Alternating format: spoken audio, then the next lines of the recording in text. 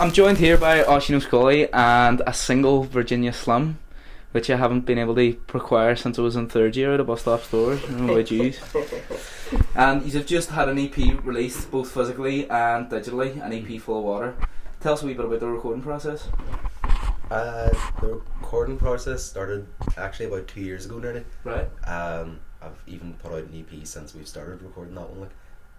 But it started when I came to Link downstairs in a studio, and the first thing I did was I recognised Chris Doherty, who was downstairs doing the front desk, and asked him to come in and play a bit of bass, and then Teresa Gallagher, James Green. Really, I was just surrounded by brilliant musicians. So Well, tell us a wee bit about Link for those that don't know. I mean, it's a space for musicians, but it's also got a studio space as well, and it's given birth to lots of bands in Derry over the last few years. You were saying earlier on that you used to record a lot of stuff on your own, putting it out on YouTube when you were about maybe 14, 15. And then when you came into Link, that kind of changed. yeah, I don't recommend going looking for that stuff. But the thing about Link is just constantly surrounded by amazing musicians. So I was kind of brass naked and asking people to come in and play on my songs, and that's sort of how the EP started, and the band too.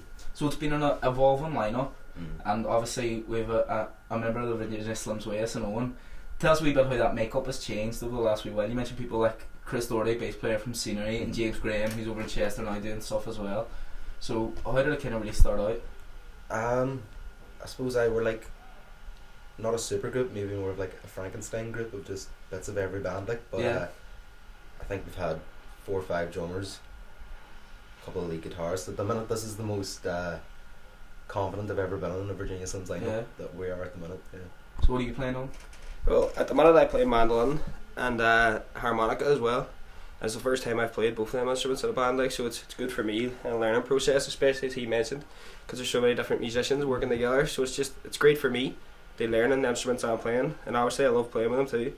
But at the minute we're recording some new material, and I'm playing a couple of bass lines in a couple of songs as well, and so it's that sort of comfortableness is great for me as a musician, individually and as a group. I think works well. Are you doing all that recording here in Link downstairs in the studio, or are you doing bits and bobs elsewhere? The first EP was we did a few sessions in different places, but at the minute we're just kind of stuck in between these 4 walls and doing it. Yeah. This is the studio. It's all ghetto. So production value, but it's a weird mix up of instruments. I mean, you've got Aaron Sweeney, who isn't with us today, who beatsmaster, who has synthesizers to my left that you can't see, mandolin, and it's quite a folky feel in the original songs that you were saying that you come and present to the band, and then it's structured around it. So how's that kind of developed it in the last while with this new setup?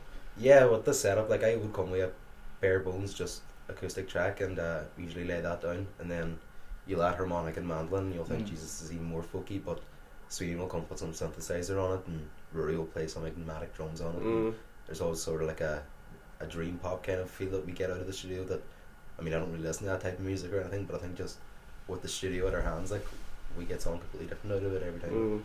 You never really know how it's going to sound, so you start off with a skeleton of a song, and then because we've got so many people and great musicians at our disposal, then we can kind of decide and work. Would that song sound nice with a mandolin line, or would it sound nice with some synthesizer, or maybe both? Trying to find a medium there, Yeah, no, we're open to bass drops and everything. Did it surprise you as somebody coming in that it was able to change so much from those original songs that Oisín was bringing in? Well, the sound for me, when I first came in, I was just practicing with Oisín and trying to get the songs learned, and then it wasn't until about a month in then that we played full band together, along with Rory Coyle drumming, and Aaron was on keys at the time, and the sound was a lot different then for me. And just but the sound now again compared to them songs is changing again, as we say, because we're in the studio at the minute, so the development in the songs is changing all over again. So you couldn't really say, I couldn't really say it's just folk music, or no, definitely not. It keeps changing. Gigging the last wee while in Derry, I mean, I was talking to Scenery last night, and they were talking about getting really good crowds that are paying in for the first time really at home after doing some stuff away. How's it been the last few weeks for you gigging?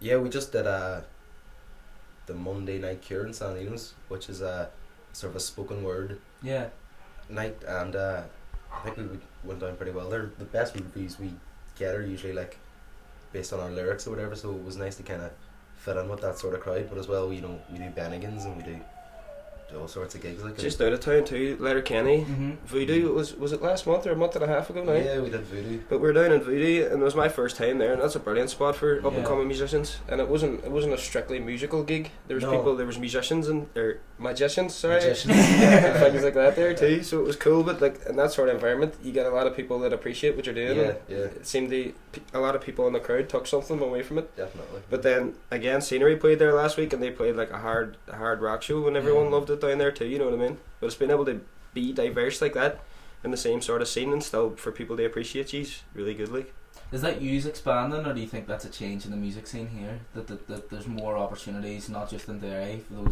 the same 5 bars that we all know, and the same venues that we know, not just the rest of Northern Ireland, but even down south. And Yeah, no, I think there's always going to be a music scene everywhere, but people are sort of just waking up to the idea that Derry's just got such a vibrant scene that they're all kind of pulling them out of here, and we're hoping to start gigging in Belfast and all soon. Like, yeah. it seems to be exciting times even for the Belfast scene and stuff too. There's a lot of Derry bands going. One Man Town are actually playing the night in Belfast, are they? and as you know, Scenery played last week in Belfast, and as we were playing in Letterkenny and stuff like. So it's good to get out in the sort of Northern Ireland circuit, Yeah, yeah. sort of broaden your horizons like that. And it seems to be happening a lot more frequently now in the past couple of months. I've noticed.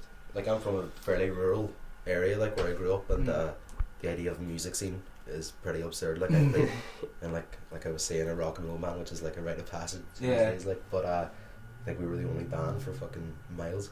Yeah. So with the EP and EP Full of Water, he's released it digitally on Spotify and iTunes, and he's done some physical copies as well on CDs that you're telling me in the next few weeks will be going into Cool Discs, Yeah. the record shop here in Derry. What kind of response have you got online? Great, like I was saying, you know, a couple of plays pop up from Morocco and some in Canada, and you never really know how that's going on. But yeah, no, it's been good.